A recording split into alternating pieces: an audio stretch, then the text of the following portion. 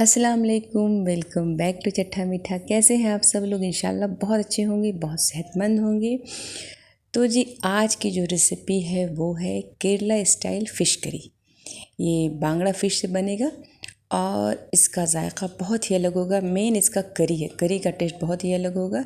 इसको आप केरला परोठा के साथ खाइए, बहुत ही अच्छा लगता है। मैंने भी केरला परोठा बनाया है, लेकिन मैंने बनाया है होल व्हीट फ्लावर से। अगर आप मैदा से बनाएंगे तो ज़्यादा अच्छा दिखता है, लेकिन ये हेल्दी है। गेहूं का पराठा है, या फिर आप रिंग पराठा या फिर लच्छा पराठा के साथ खाइए, या फिर नॉर्मल प्लेन राइस के साथ खाइए। जैसे भी खाइए, इसका करी और फिश बहुत ही अलग जायका देता है। तो चलिए झटपट रेसिपी शुरू करते हैं। फर्स्ट तो आपको बांगड़ा फ़िश लेना है, उसे क्लीन कर लेना है। और ये है मेन इंग्रेडिएंट्स। इमली मैंने लिया है। केरला वाले लोग ज़्यादातर लेते हैं मालाबार टैमरिंड, जो कि उसमें डालते हैं, वही इमली जैसा टेस्ट आता है। तो हमने तो इमली ही लिया है, जो नॉर्मल हर लोग ले सकते हैं। इमली भिगो देना है, तो 1.5 इमली के बराबर उसका इमली का गूदा है, वो हमने भिगो दिया है। और यहाँ पे पैन चढ़ा दिया, उसमें ऑयल डाल देंगे। ऑयल 1 टेबल स्पून के करीब डालेंगे। और यहाँ पे हमने ऑयल रिफाइंड लिया है। आप चाहें तो सरसों का तेल ले सकते हो, लेकिन केरला स्टाइल बन रहा है तो उस हिसाब से बनाएंगे। आप चाहें तो नारियल का तेल भी ले सकते हैं, हम भी नारियल तेल यूज़ करेंगे लेकिन लास्ट में।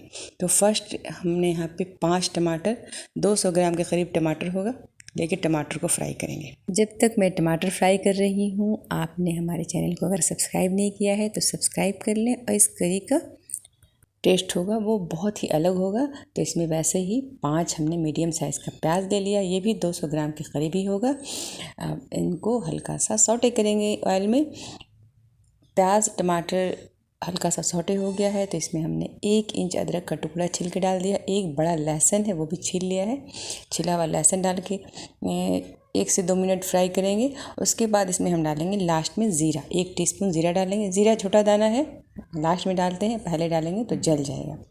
बस कलर चेंज करने पर ज़ीरा का कलर चेंज हो जाए, इतना ही फ्राई करेंगे। अब गैस स्टोव ऑफ कर लेंगे। देखिए, आप देख रहे हो प्याज का टमाटर का कलर कैसा हो गया। तो यहाँ पे सूखा मसाला का पेस्ट बना लिया है। 1/2 टीस्पून हल्दी पाउडर, 2 टीस्पून धनिया पाउडर। 1/2 केजी फ़िश है तो 1/2 टीस्पून हल्दी पाउडर डालेंगे, ज़्यादा नहीं। और 1 टीस्पून लाल मिर्ची पाउडर और 1 टीस्पून कश्मीरी लाल मिर्च हमने लिया है। इसका पेस्ट बना लेंगे 2 से 3 टेबल स्पून पानी डाल करके, ताकि मसाला जले नहीं, इतना ध्यान रखना है। ये देखिए कश्मीरी लाल मिर्च से देखिए कलर कितना प्यारा हो गया है। और यहाँ पे इमली देखिए बहुत अच्छे से भीग गया है। और यहाँ पे ये कोकोनट मिल्क है, आप चाहें तो ये आप मार्केट से ले सकते हो, लेकिन ये होममेड है, बहुत आसानी से आप घर पे बना सकते हो। 1 टुकड़ा नारियल लेना है, इसको छील लेना है, मिक्सी जार में थोड़ा सा पानी डाल के पीसना है, छन्नी से छान लेना है। जो छन्नी से छना हुआ पानी है निकलेगा, वही होगा कोकोनट मिल्क। इस एक नारियल को आप 2 से 3 बार पीस के छान के निकाल सकते हो। और ये है पेस्ट, जो मसाला हमने सौटे किया था, अदरक लहसुन प्याज टमाटर, उसका पेस्ट बना लिया है।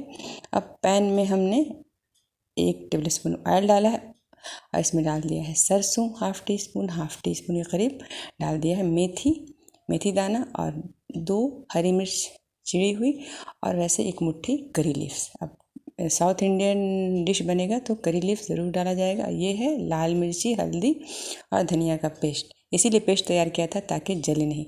जब मेथी ब्राउन हो जाएगा, सारा सरसों तड़कने लगेगा, तब ये डालना है, ठीक है। डाल के इसको 1 से 2 मिनट तक सिम फ्लेम पे पकाना है, जब तक ये तेल सेपरेट कर ले। ये देखिए तेल अब सेपरेट होने लगा है।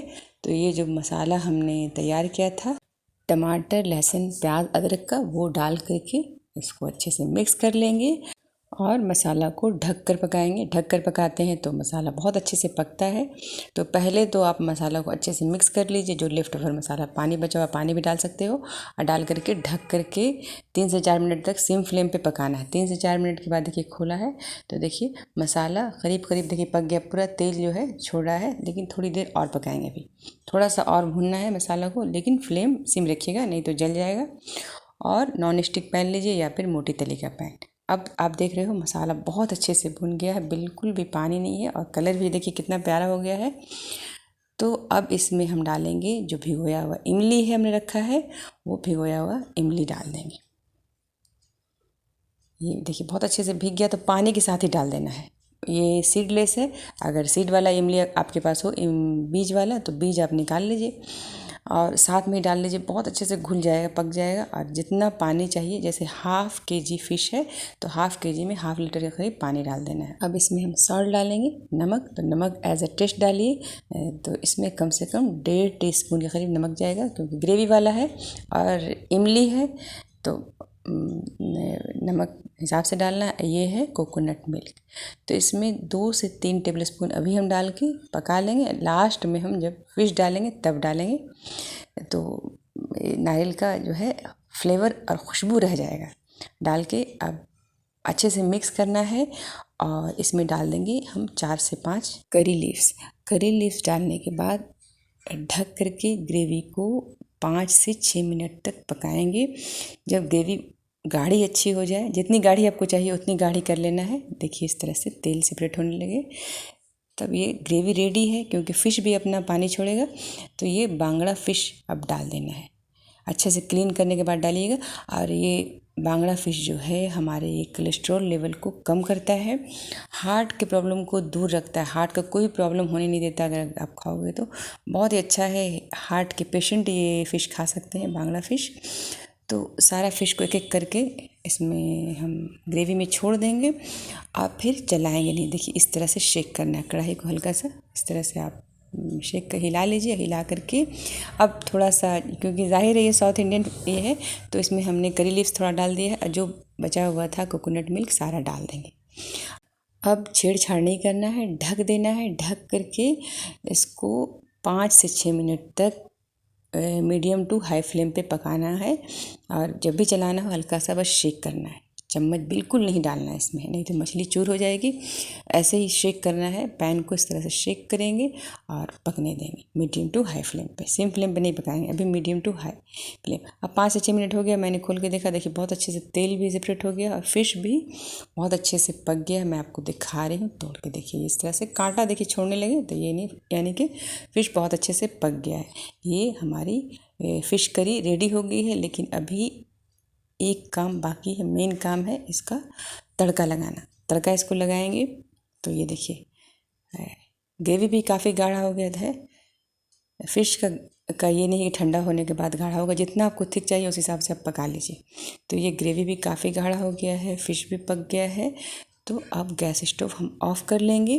गैस स्टोव ऑफ़ करने के बाद एक बड़ा सा करछुल लेंगे या छोटा पैन ले लेंगे, उसमें डालेंगे 1 टेबल स्पून नारियल का तेल। अगर है तो डालिए, नहीं तो आप रिफाइंड ऑयल डाल लीजिए। इसमें एक छोटा सा प्याज बारीक कट करके और 3 रेड चिली है, ये गुंडू चिली है, आप चाहें तो रेड चिली सूखा कोई नॉर्मल मिर्च जो होता है वो डाल लीजिए।